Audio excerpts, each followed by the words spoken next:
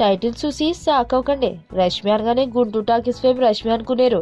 కన్నడలో super hit అయిన కిరాక్ పార్టీలో నటించిన రష్మిక గురించి ఇక్కడ న్యూస్.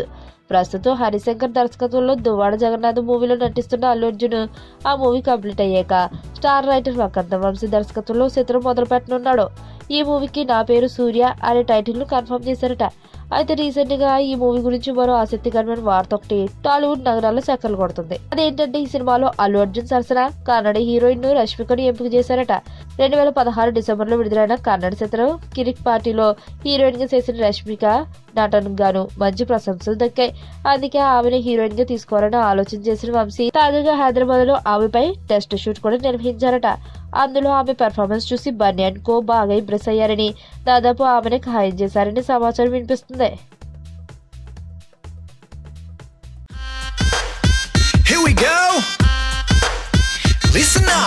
ఇంటి ముంగటున్నది పానీపూరి, రోజు 2 ప్లేట్లు బుక్త నేను ఖాళీ దూరి, ఆడు చనా ప్యాసు తెచ్చి సొంటి పానీలోన ముంచి వెట్టె తిన్నంక అడుగుతా ఖాళీ పూరి. అరే అన్నా నిన్న నేను సందులో